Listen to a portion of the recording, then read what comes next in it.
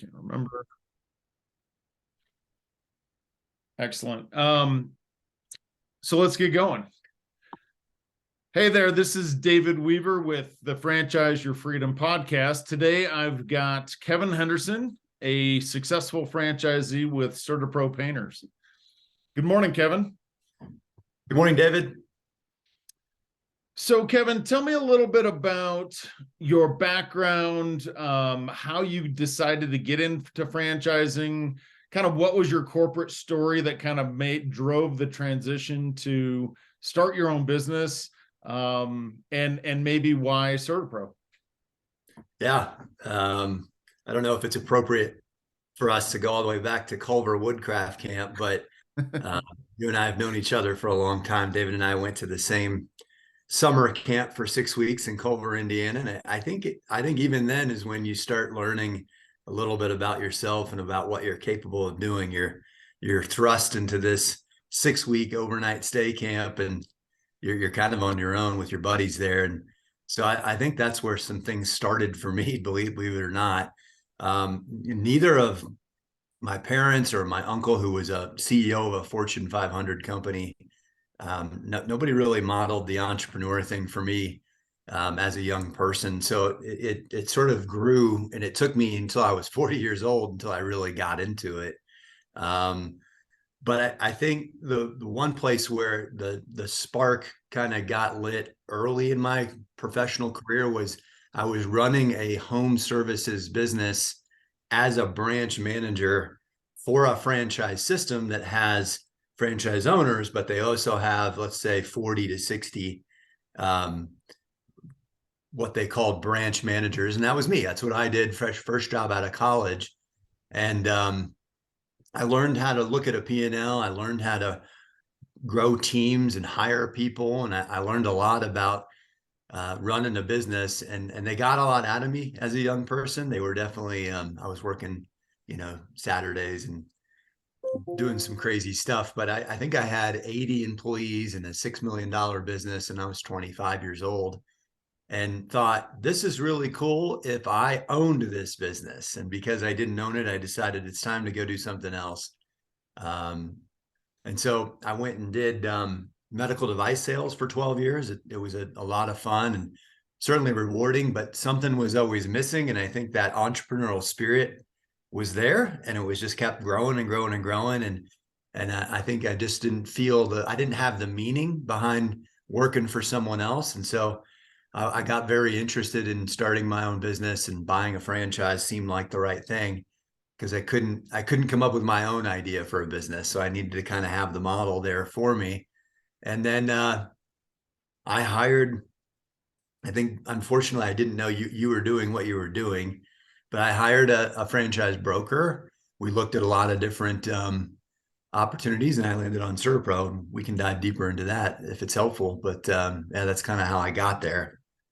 Yeah, so I love the synergy between the franchise branch that you were running and the franchise that you ended up landing on. Was there a lot of that in the decision, or finding the similarities in the business models, or was it more about the corporate structure at the franchisor level, or what, their support? Give me a sense of kind of what made CertaPro stand out in your decision-making metrics. Yeah, I think if anything, I might have been sort of reluctant to get back into the home service business, because it's hard. The labor part in our country is still a challenge, and if you're going to do home service, you got to go in knowing that. But it was more about, we looked at like a solar company, which was super exciting, and thank God I didn't do that. It blew up. I looked at things like exercise places, one called Active RX, that was for geriatric workout place. And they were doing this thing, and David, you might have to sort of define what this is called, but I think I call it like an area developer.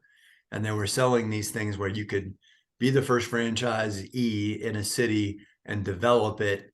And that was taken for a couple of the ones I was interested in. And I really wanted that, because I kind of have this want to build empires sort of mindset.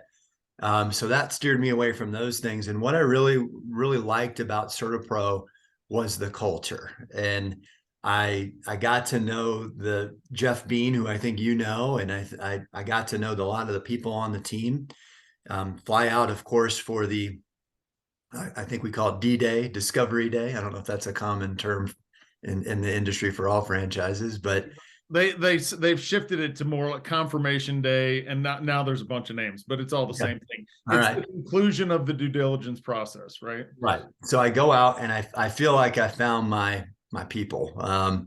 Really good quality people who have high character, and the feeling I got was they cared about me and it cared about me being successful, and that culture has stayed true for the I'm closing in on my 10-year anniversary. So that was a good decision. The other reason I like CertaPro, and I worked with a really good franchise broker, like someone like you, who guided me through the process, and they were sort of talking me through, there are certain brick and mortar types of businesses that might have a cap on the revenue, but CertaPro didn't. We have this thing called scalability with one franchise, and you can really, do as much as you're capable of doing with the zip codes that you own. But the way our franchise agreement is set up, there's sort of an unlimited potential, hypothetically, with where you can take the franchise. So that was part two of what made me excited about it. That's excellent. So you've touched on a bunch of really great things here. So you're coming up on your 10-year anniversary. So that's a great segue into tell us what that journey sounds like and what it looks like. But before I dive into that, scalability is something that I talk to my candidates about all the time, because different business models scale differently, right? And so the benefit of, you mentioned earlier, the labor pool is a challenge with home services. It is. That's never going to change. It doesn't matter what the economy is doing and where we are, in the labor pool.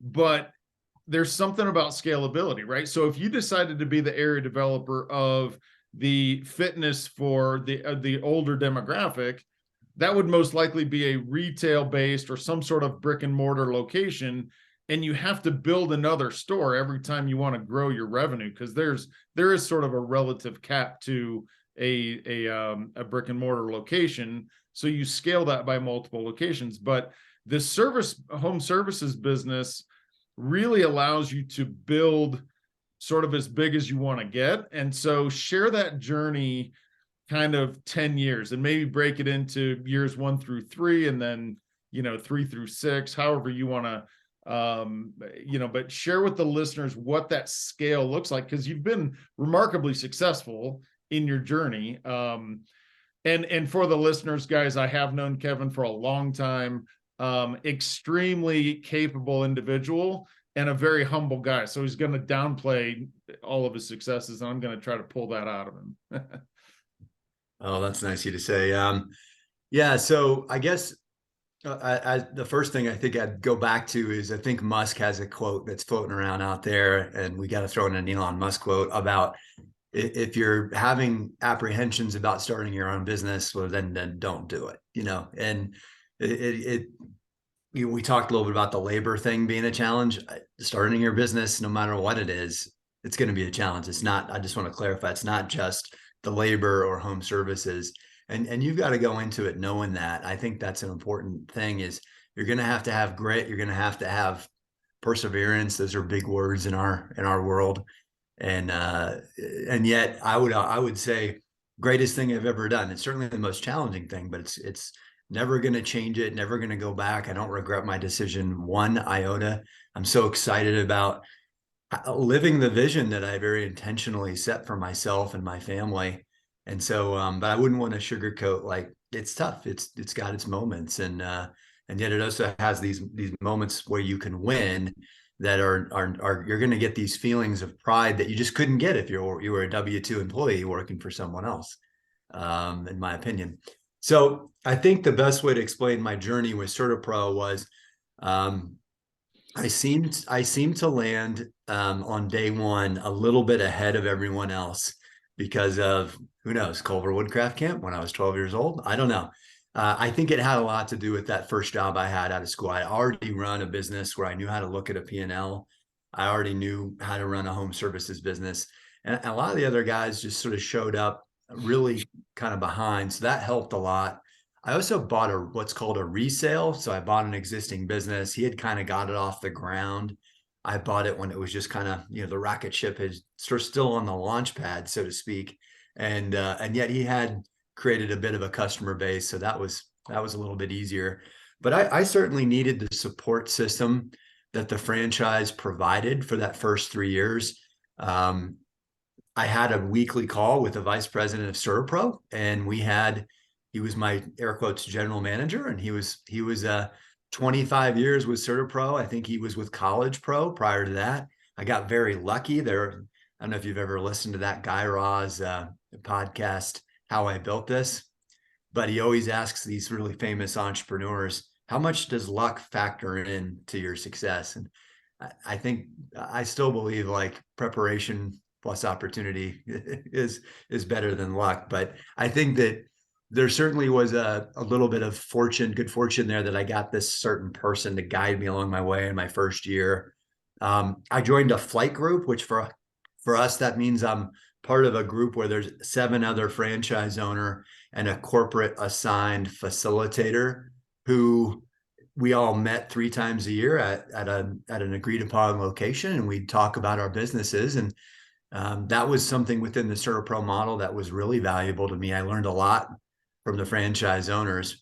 After I hit the 3-year mark, I sort of felt like I started to outgrow what the franchise model and the franchisor could provide. I was still getting support, but it just sort of started to dwindle as I started to get comfortable and learn a little bit about what to do. And I started creating my own systems. I started doing my own thing a little bit, not violating the franchise agreement or anything, just being creative. And then I started really relying on the flight group, and they started becoming where I got a lot of the other owners have a lot of knowledge because they've failed forward. If they're still in business, they've made the same mistake you're either gonna make or have made, and they have good advice. And I really tapped into that and started to realize after a time that maybe at about the 7-year mark that I'd even outgrown the flight group. And I started thinking about where I wanted to go. And it's funny, David, I got to about the 6-year mark and I felt like I was on this treadmill. I think I was stuck at the same revenue level for 2 years in a row. And it wasn't a COVID created problem. It was a Kevin created problem. And you had to learn how to scale through other people. And that's when I started to hire really good people. And I came up with a really good process for hiring people. I have a very hire slowly process where my team jokingly calls it the gauntlet, which is their way of saying, I think it's a reference to a Native American tradition where the members of the tribe would run through the lineup and they'd hit people with sticks to see how tough they were. So they call it the gauntlet because it was a pretty tough interview process, but it became that way intentionally because I think hiring is the most important thing I do, because I'm going to build and grow the business through talented teammates and employees that I have. So I think that's kind of where we got to. And as I near the 10-year mark, I'm to the point where I'm saying I'm the general manager. The teams that I have need to run the business. And that part's really rewarding. I get to teach them what I learned as a 22-year-old about how to, do customer service and how to hire people. And it's really rewarding when you hire the right people and they want to learn and they want to grow and you get to pass that on. Going back a step, I think the other thing I'd say about scaling up, yes, Servpro offers the scalability piece because we're home services, but I call it inorganic growth and organic growth. I also acquired 2 more franchises within the Servpro system. So I did a little bit of both. I'm really, really growth minded. I see the value of when you grow, you can hire more people, which insulates me from the ground level. And I think that's an important thing for me. I have 2 young kids. I want to be able to coach basketball and be with them and do things. So I don't want to be the guy that's owner operator forever. And so I'm very intentional about this design. And so we grew the existing franchise I have by a lot, but then we bought 2 more franchises, and now I own the whole city of Colorado Springs. And I would call that a little bit of inorganic acquisition that helped us grow. And so I think I'd want your listeners to know there's multiple ways to grow. You could buy 10 brick and mortar businesses, or just focus on the one you have. And if it's a scalable business, you could grow it to as big as you want. And I've seen guys do it both ways. That's a really good point. I call what you just described as the game within the game, right? So you have to be a franchisee to really have the insider knowledge that the guy just to the south of you is really thinking about selling, and maybe he's not running a great business anyway, and maybe you can buy it from him before he actually goes to market and puts it out on the street. So you got to be part of the franchise to recognize where the opportunities are within your market. And it's a really good idea to get to know all the other franchise owners in your market, so that you can, that just naturally happens organically, right? And I see that over and over again. Talk to the listeners a little bit about, so you've got a really interesting journey and time frame because it's your 10-year anniversary, right? But separate the timetable from the revenue growth, right? So because what you're describing, hitting those plateaus and recognizing that, hey, my growth is a Kevin problem, not a industry problem or a CertaPro problem. Is that as you grow revenue, as you grow as a leader, or is it simply how much time it takes to get to these different milestones? Yeah, I think I'd start with, and maybe this is apparent to everyone, but you really, if you're the owner operator, and when I first started, it was me and a part-time office manager, you're wearing every hat. And of course, you're still wearing the husband, father hats, but I think you're wearing, CFO, marketer, you know, solve the problems with the customer. You're solving, sales guy. And if you're doing all of those things, in my opinion, you're not doing any of them really well. You're not doing them at a high level. And so things start to slip through the cracks. And after a while, you start to realize that you can't do it all on your own. You need to hire quality people. And so you start to give things away. And I think part of what I had to learn is I really can't afford to hire a new person financially if we stay stagnant. And it was scary, but you have to make the hire and know I'm going to be good enough at leading this person that the revenue will come in the 6 months to 12 months after you hire that person. And it's kind of a leap of faith that you have to take, but you got to be good at coaching and leading that person. You've got to be great at holding them accountable to the expectations of the company so that they hit the metrics. And then that's how you start to grow. And I think you start to learn over time that you hire the person and the revenue comes. And that's kind of how we started to scale up. And I think for Kevin, me, you're making such a strong point. I'm sorry to interrupt you, but I want to emphasize this. I just had this conversation with my operating partner in California. We are an area developer, as you mentioned earlier, for a pet concept. And this is so foreign, but it's also scary. And it's so true. You have to hire ahead of revenue. And sometimes you got to hire the person that might be more expensive than you really have budget for, et cetera. But that is the key to getting to where you are today, right? Where you are not in the business any longer, but you're running it like a CEO. The other question that I had as it relates to this scaling growth, when you started the business, you wore all the hats. My question that I thought of is, how many times have you painted a house or a room or in the 10 years that you've owned the company, have you ever done that? Did you do that every day when you started the business? Give the listeners a sense of what does wearing all the hats mean? Yeah, I never painted or did. I mean, I got paint on my clothes accidentally, multiple times, but I was never really on a ladder painting. I'd always just get the painters to do that. But I was the mechanic for the fleet that we had. I was, I remember one time I was scrubbing paint off of a flagstone at a $3 million house with a toothbrush and a heater and a, paint thinner, and just trying to figure out ways to get sort of correct mistakes. So I mean, I think there's no limit other than painting to the things that I probably did. So yeah, I mean, the thing I would say is, the guy who owns another CertaPro, who I have a lot of respect for, up in Boulder, Colorado, went to Princeton. It always makes me feel good that a guy who went to an Ivy League school bought the same franchise.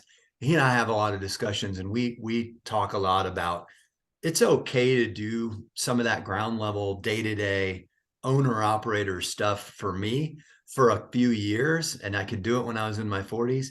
But it became very clear to me that my definition of success would be that when I grew to a big enough point where I could move myself out of that role, and I would be in the strategic planner, go hire really talented people, and behind the scenes, I would pull strings, whether it was with marketing or with sales. I would just be a really good coach and leader and strategizer for the business. And that made us such a better company, because there's this book called Rocket Fuel, where the book suggests either you're a visionary or you're the implementer. And the examples they give is Henry Ford was the visionary, but he couldn't really make his ideas go without the implementer. So I'm the visionary. I test very high on idea orientation on the caliper. I come up with these ideas, but I need people to help me implement them.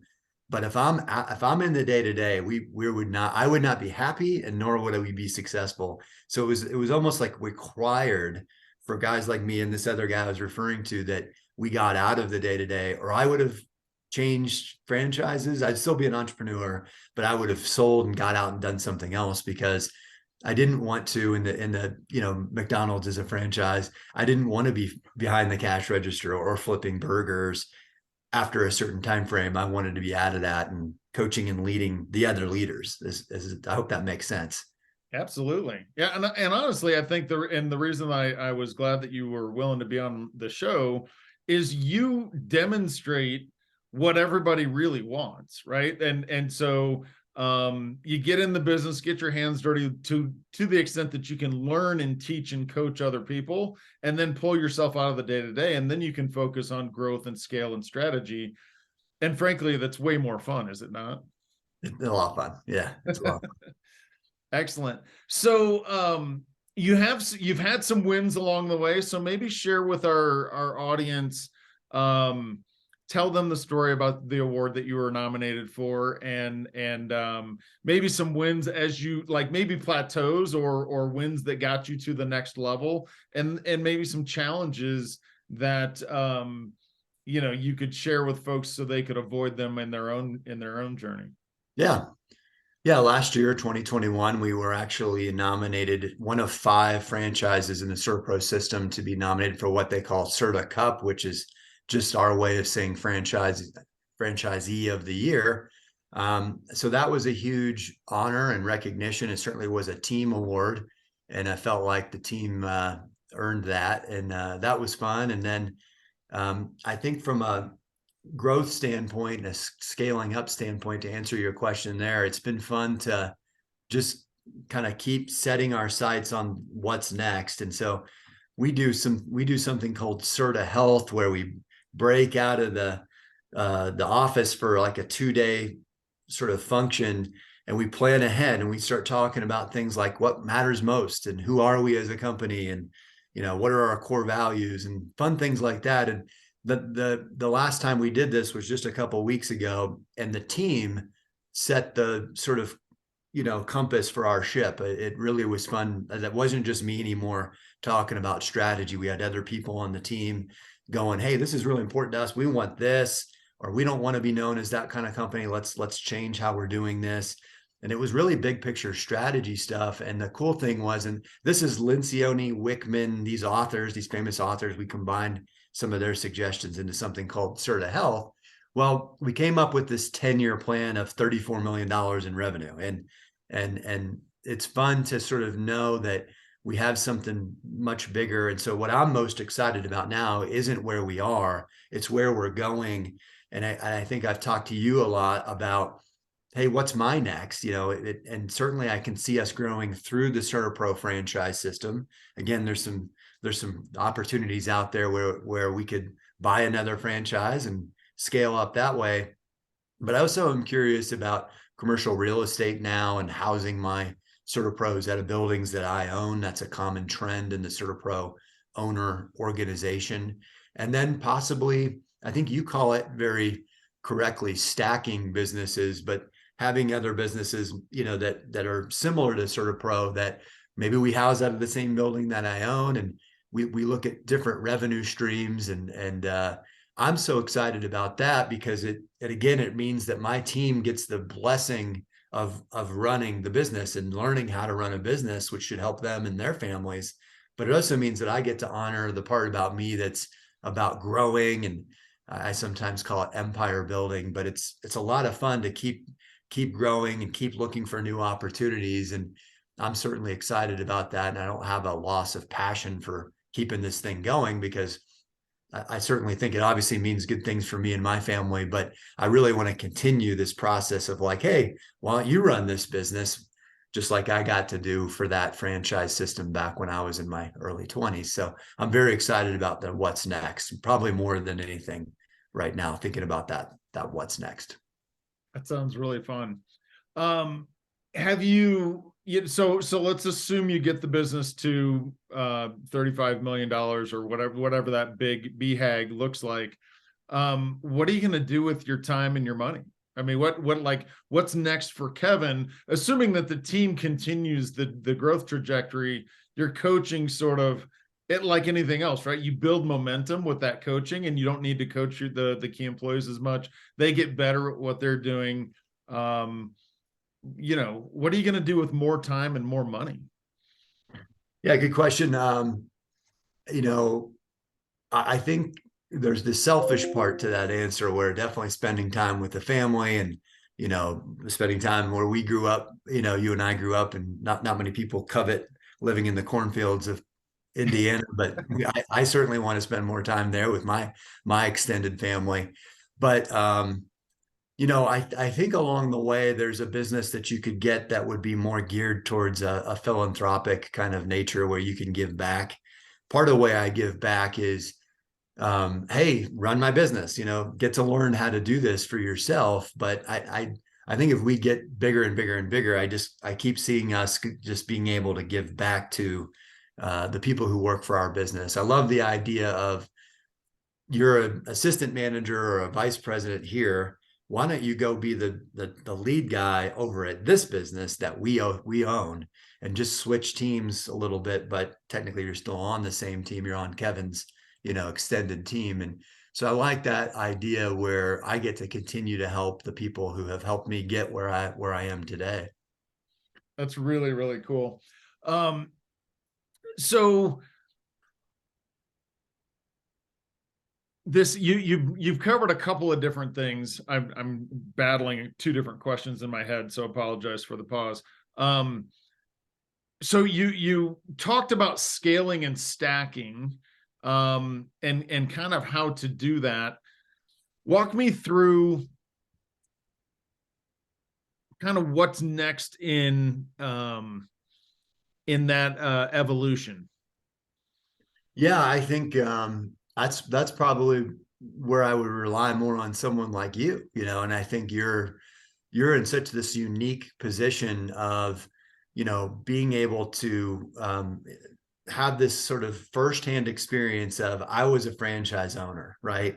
And that a lot of franchise brokers can't say that.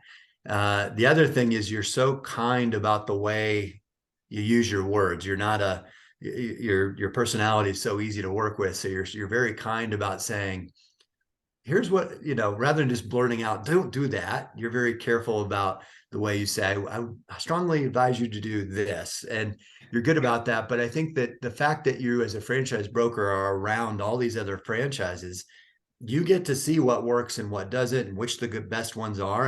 And often for me, it's a culture fit, and you'd probably be able to go, these guys are great, and these guys are kind of funny. I wouldn't work with them. So I think I'm okay with tapping into what I call my network as I think about me stacking or me doing something different. I've never done commercial real estate before, so I'm going to talk to 10 people who have done it 10 times, but I'm also going to talk to you a bunch. So I hope you're okay with me saying, I'm just going to call you.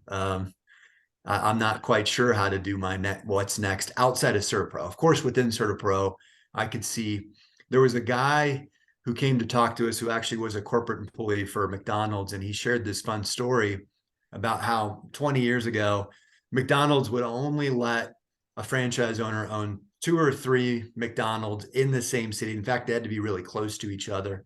And then they realized not all franchise owners are equal. And so they started to realize that the very best guys learn how to run these businesses really well, really profitably. They bring in more business for the franchisor. They hire really well. They build a leadership team, and they do a good job. And so the McDonald's guy shared that now they let these franchise owners buy 60 McDonald's, and they can do it anywhere in the country because they just know that these guys are going to make those things go, because they're really good at hiring great people and retaining those people through culture. And of course, they've got their systems down, and they understand the book side of it.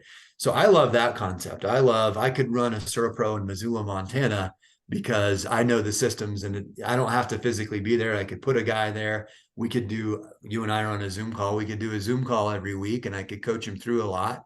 And the phone could ring in one of my other offices. And so to me, there's that scalability in a different way, the game within the game, right? Like that you're referring to. So there's that part of it that I think I could do without having to ask anybody for advice. But if it's me going and doing something like a roofing company, I'd be calling you or friends in my network about what I do. That's a really good point. 10 years ago, when you started your CertaPro, the technology, it just in general has gotten really, really good, small business technology. And so this idea of scale has really changed over the years. Kevin, you've added so much value to today's call. One of the things that I share with the candidates that I'm working with is I'm going to help you ask the franchisor all the right kinds of questions. And it's important to me that you talk to actual franchise owners and ask them all the right questions. So the last question I'll ask you before we wrap things up today is, if you were to share with our audience, what would be a really good question to ask the franchisor to sort of separate the sales pitch from reality? And or maybe you ask franchisees, what would you say to that? What would be a good thing to kind of hone in on what's really important for somebody considering franchising for the first time? Yeah. And so is this like prospective franchise buyer asking another franchisee or the franchisor questions? Either one. Okay. Yeah, I think the one thing I'd caution anyone going through this process sort of about is the franchisor is going to probably marry up a prospective candidate with the top 5% of the franchisee organization. And they're going to probably say positive things and keep it more professional and positive. But if there's a way to kind of get down to the, asking those questions of both the franchisor and the franchisee, or what are some things that you think this franchise struggles with? What are some things that kind of keep you up at night? What are some things that, are challenges in the industry and challenges for you in particular? How do you function versus the competition? Who is the competition? I think I'd want to get to the bottom of what the naughty stuff is, because that's the stuff that's either going to be stuff that you have to realize every business has naughty stuff. You just have to realize, or maybe sort of decide is a better word. Can I deal with that naughty stuff in that franchise in that industry, or is it too much for me based on who you are as a person? I think I'd kind of want to get to the bottom of the most challenging things. That's such a great point of view. Yes, you want to talk to the top 5% and the top performers, because you want to know how good the opportunity can be. But you absolutely need to also talk to bottom performers so that you get a sense of kind of how bad is bad, right? And then kind of make your buying decision based on, if you're just Joe Blow six-pack franchisee, is that still good enough, right? That's really good advice. The other thing about just sorry to interrupt you there, but I just thought it was really important. Like the guys who are in the bottom 20% in any franchise system are there for a reason. It has nothing to do with the franchisor. It's because of their own inability to follow the proven model, to think outside the box when the model stops, right? And usually those guys in the bottom 20% are the most vocal about, this sucks, this isn't working. Well, why did the other 80% figure it out? And so you got to be careful about who you're hearing things from. I still think you want to find out from the top guys what are the most challenging things. But if you end up accidentally talking to a guy who's complaining about everything, there are people in life that are I think we call them Karens. And my cousin likes to say it's not the arrows, it's the Indian, which your people can edit out if that's politically incorrect. But I do work for a home services company, and we don't know much about political correctness in our world. So, well, it's the pendulum swings one way and then swings the other. We just happen to be in a time period where the pendulum is on one side. So Kevin, thank you for your insight. Super great focus, and what a wonderful story. Thanks for being on the show today, and I appreciate it. Thank you, David. Definitely appreciate our friendship, and I really love that our paths are now. We're obviously talking a lot, and it's been great to get your advice. You're such a great person. Anybody thinking about buying a franchise, you'd be lucky to get David on your team. I've worked with other folks in his arena, and no one's better than David. And so that's my little pitch for you, man.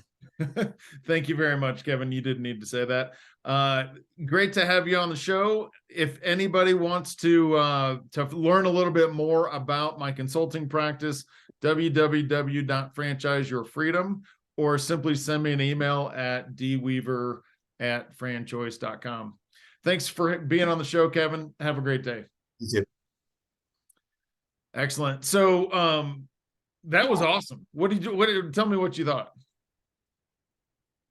Well, it was just like talking to a friend. And I told my wife last night, I'm going to do my first ever podcast. And she went, it was like kind of a big deal. And I was like, well, you don't know everything. First off, it's a good friend. And second, she knows you. And secondly, it's not live or anything like that. And yet it sort of, for the first time ever, I had a flight group come to my business this year, and they wanted to know what I was doing. And it was kind of that's very cool. Kind of one of those compliments. And so for the fact that I actually have someone in my life who wanted to hear from me is such a huge compliment. And oftentimes in life, especially as an entrepreneur, one of the more important things is to keep your confidence up. And I've more than ever had my confidence sort of kicked in the nuts this year because of all the things that have gone on. And I found myself with my team yesterday saying, August 9th of last year, we bought this other CertaPro, but all these crazy things happened. We had the wrong people. His office manager that I inherited was terrible, and we didn't realize it. It took us way too long to figure it out. Had people resign that needed to go. Had people resign that I didn't expect were going to resign. But we reinvented the team, and the whole time it felt like I was going to go out of business. I was going to lose my family. I was going to lose my house. It was scary, right? But what was really happening was it was a success story. I was basically reinventing my team to be able to get to, I don't know if 34 million is possible, but certainly 10 million is, like we talked about.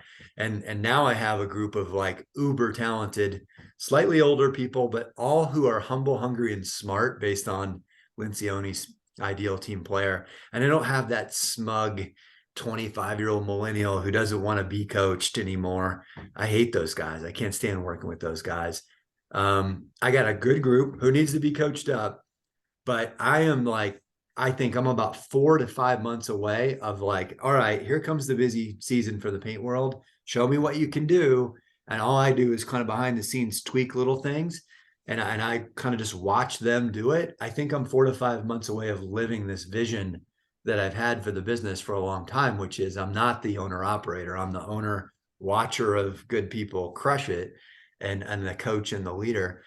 And so I'm super pumped about that. And I don't know, I think that's kind of what, when you asked me to be on, I was forced to think through my whole story. It was kind of fun, but I don't know, how did I do in your opinion? I thought it was great. The only part that, when I started stumbling a little bit, we stayed on scalability too long. So I'll probably edit some of that out just because that was on me. I love your story, Kevin. It is what you've accomplished is what every candidate that I talk to wants. And that's part of the reason I wanted to have you on, because you and I have talked, you don't recognize how successful you actually are. And it's tough, right? It's actually much easier as a franchisee, because there's direct comparison and direct numbers and flight groups and things like that. It's even harder as an entrepreneur to recognize if you're doing a good job or not, because even though you're growing the business and you have all these challenges and you feel like you're going to lose the business all the time, right? You're 10 years in and you're like, this could go away at any point, right? Which it's not. It's way more stable than you think it is. But that's what that growth plateau, that's what I mean. You grow and plateau and grow and plateau. Yep. And there's actually books out there about the 7 stages of growth, and like the 3rd or 4th stage is, this is a Kevin problem, not a CertaPro problem. You got to get yourself out of the business. You have to hire into sales growth and profitability, which is super hard to do. Most people hit that and then they slide back. Just like you said, I was going to sell the franchise and go buy something else. That is the quintessential leadership growth. No, I made more money doing 700,000 than I did making $1.1 million. So I'm just going to come back and run the business at 700,000. Yeah. That happens a lot. That's a threshold, by the way, $1 million. And then another one is 2.5 to 3 million. And so it's cool to hear. I just think I thought it was great. Good. Yeah. I think it's important for me to hear from you that you think my story is good, because I one of the things that I'm talking to Mitch about, my brother, who's the head basketball coach at Princeton, is I would never change our Culver upbringing. I would never change any of that. But one of the things you learn as a pretty young person is ambition. And there's good parts to that and there's tough parts. And it's funny, like when I see Bruce Sadowski at the conference, I'm going to San Diego to our conference in January, and it's usually right after the franchise conference that he goes to. Yep. And he shows up and every year consistently, I just saw your boy Weaver, and we have a little quick talk about you guys. And he sort of has the same story, which is sort of, he's such a great guy and he's so intense like you. And I don't know if he always means that as a compliment about us, like, and I think that part of it is like, I don't know if this happens for you, but our definitions of success get reinvented as you start. You want to get here, and the second you get here, you're thinking about the next Woodcraft Camp patch, and you don't celebrate where you got. I'm very unkind to myself a lot. And Kevin, that might be, I don't know if that's Midwest, right? I think that's a Midwest thing, but and it may be, I'm German background. It may be that, German, Northern European background or whatever, but my wife points that out to me all the time. Like, last month I did 3 deals, and the month before I did 5 deals. Like, that's hard to do. Yeah.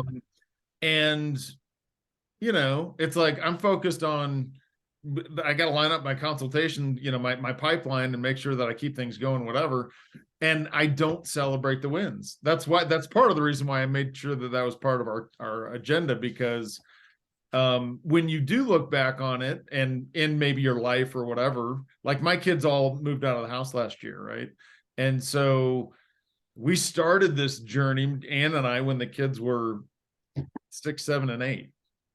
And now they're, my youngest is turning 19. Yeah. And you and I are both the same age. We established, and my kids are 10 and 8. I'm 10 years behind you and almost all of my friends. Most of my friends are like you, empty nesters.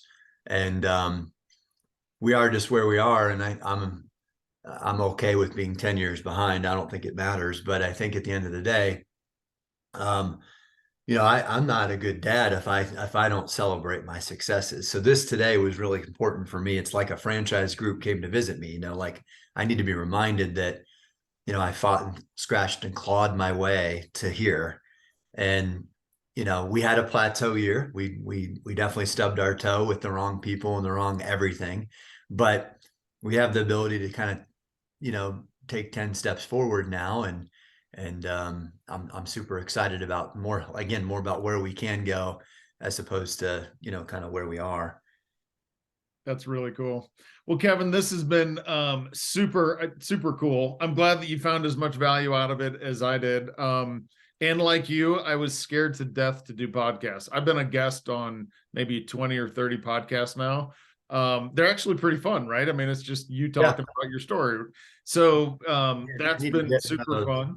Your lighting is so much better than mine. I have a window right here and I got weird lighting. So I got to I got to get one of those, like, the circular lights that's right here that helps me with the podcast lighting. Cause you look really good. I like your office. I can see a picture of Bradley back there. And thank you. But yeah, I actually hate this background, but it's just, we bought this old house and that I just put books on the shelf, but I'm glad that you like it. It looks okay. I'm in a bedroom. At least you have an office. There's a bed here, but yeah. And it's funny, I don't know if you have another few minutes, but I was gonna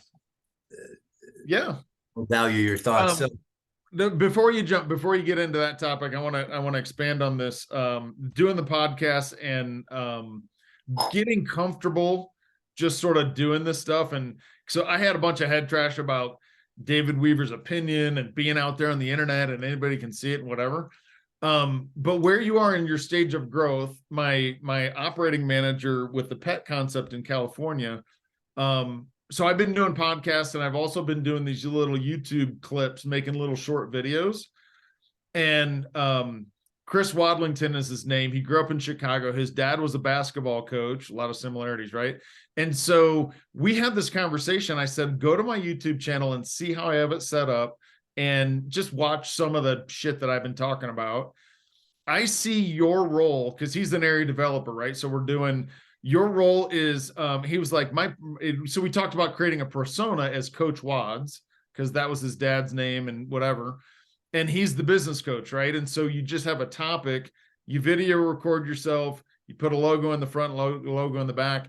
You could create your own YouTube channel. YouTube doesn't have to go out to everybody. You can make it just for your team. So when you have a thought that's important for everybody to know, and then you just send the links out and it's easy for them to watch. So if that's an idea, we could talk about that. It's a fantastic idea because I'm now more in this office than I am anywhere else. And part of that's because if I hop in the car and drive to my office in Colorado Springs, I lose 3 hours in the car. And I try to make the most of the time by calling people or whatever, but my old man back doesn't like that. And then of course I don't really get a lot done. And a lot of what I need to get done is an email or look at the metrics, like things like that, just going through the books or whatever. And so if I could save time, but they don't have to log on to a Zoom call at a certain time. They can just watch the video. That's fantastic. How do you do that? Do you have the instructions? It's way easier than I thought. It takes a little bit to get the rhythm. So are you an Apple or an Android person? Well, mostly Apple with my phone, but I have a laptop that's a Microsoft laptop. Okay, so Apple has iMovie, and you can do iMovie on your phone, but so I simply record, and you could do this in your 3-hour drive. Hey guys, I had an idea that I wanted to share with you, blah, blah, blah, right? You can make it way more casual than I do. And you're welcome to go to my YouTube channel. I'll send it to you if you want. Franchise Your Freedom. Well, I don't even know how to do that. I'll send you the link. The other idea to this, if I might jump in, is like the nice thing about this is, so when I think about YouTube, I'd have to be physically present with somebody else.